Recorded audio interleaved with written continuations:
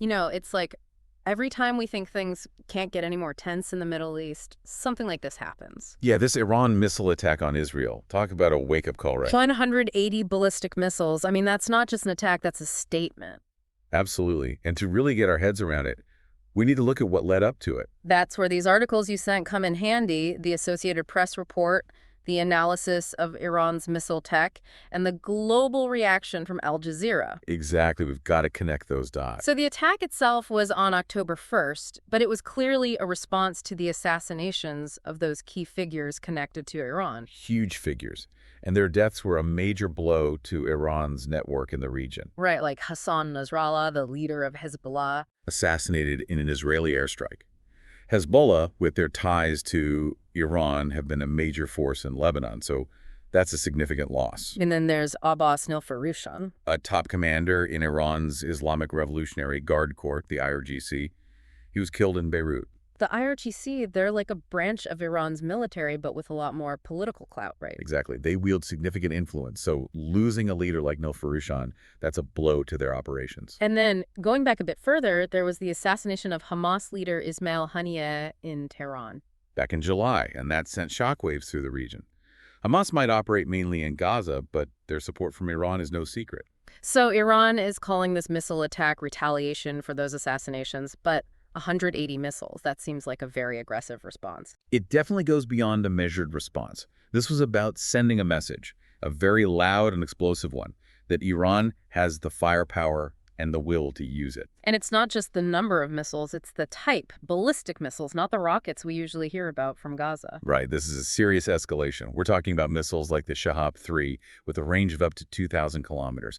That puts all of Israel within striking distance. So this isn't just about hitting military targets near the border. This is about projecting power on a whole other level. Exactly, and that's a message that resonates far beyond Israel's borders.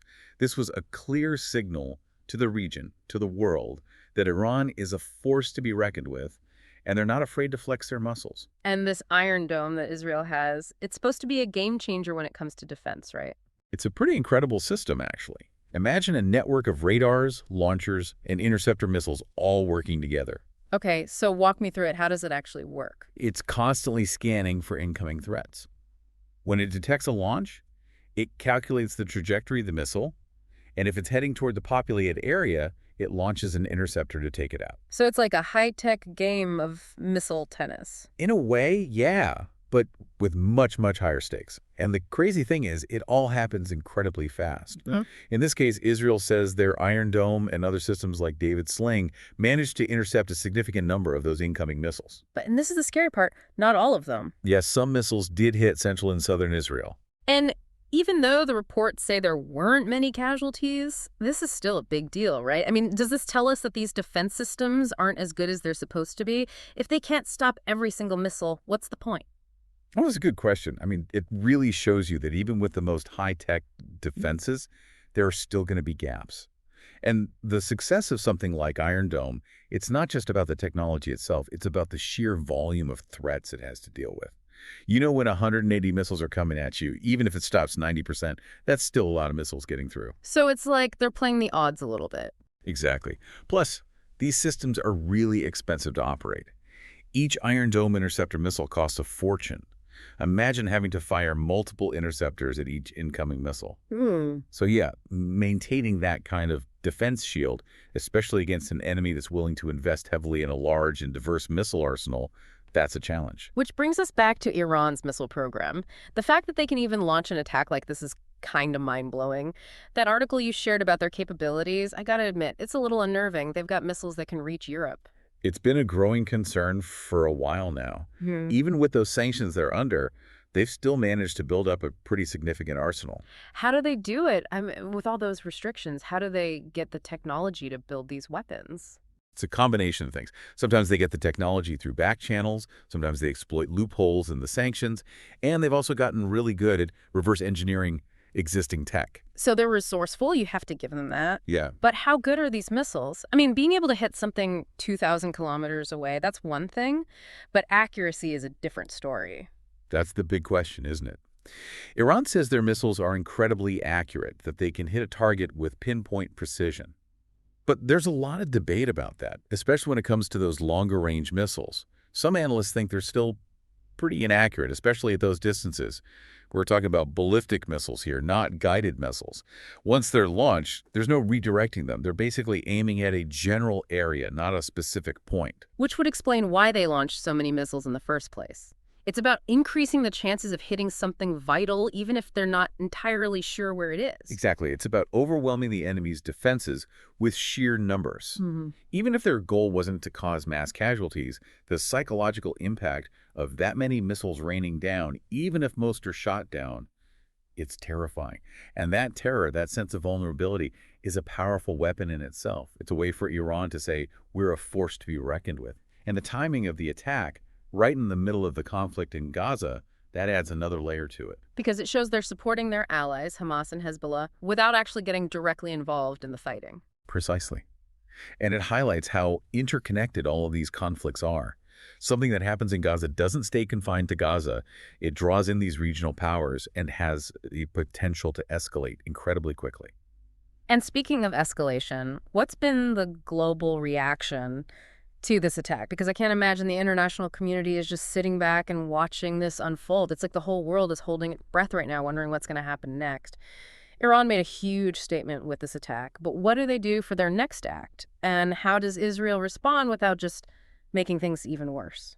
It's a really delicate situation for sure. Iran's trying to project this image of strength. Yeah. They're talking about more attacks, even more devastating ones if they're provoked. They even threatened U.S. bases in the region if America retaliates. It's all very high stakes, very dangerous. But they can't actually want a full-blown war, can they? I mean, their economy is already on its knees with all those sanctions in place. No, you're right. Another war is the last thing they need right now. Their economy can't take it, and there are already cracks showing in their internal politics. This attack, it was as much for their own people as it was for Israel and the U.S. They needed to look strong, but it's a very dangerous game they're playing. So that puts Israel in a tough spot. They can't just ignore something like this, but if they come back too hard, things could get out of hand really fast. Absolutely. They're under a lot of pressure to do something, Yeah. to show they're not going to be pushed around. But they have to think about the consequences, too. Maybe a limited strike against Iranian targets in Lebanon or Syria, something proportionate. But even that could spiral out of control. And then you've got the whole nuclear question looming in the background. I mean, there's been talk of Israel considering a strike against Iran's nuclear facilities. Yeah, and that's the nightmare scenario, isn't it? Attacking Iran's nuclear program, that changes everything. It could easily pull the U.S. into a much wider conflict. And from there, who knows what happens? It would be a huge risk, with the stakes being, well, potentially a regional war. It's almost too scary to think about. But, stepping back from all this brinkmanship for a second, this whole thing really shows you how much warfare itself is changing. Totally. I mean, this attack was like a masterclass in how technology is changing the face of war. The fact that Iran can launch this many ballistic missiles from that far away, even if they're not hitting a bullseye every time, it changes the whole game. And then on the other side, you have Israel with their Iron Dome. I mean, this is a system that can actually shoot down missiles in midair. It sounds like something straight out of a movie, but it's real and it's saving lives. It's a whole new kind of arms race. And it's not just about who has the biggest bombs or the fastest missiles anymore. It's about cyber warfare, artificial intelligence, drones that can fly themselves. The future of war is being written right now in real time, and it's pretty intense. And the thing is, it's not just a military thing anymore. This affects everyone, everywhere. Absolutely. This is not some kind of theoretical game. What happens in the next few days, the next few weeks, it could have consequences that last for generations. That's why it's so important to stay informed, to try to understand what's going on here, and to talk about it. The stakes are incredibly high. Well said. And on that note, we'll leave you with plenty to think about. This story is far from over, and we'll definitely be keeping a close eye on it. But for now, stay curious, keep asking those tough questions, and let's hope for a peaceful resolution to this whole thing.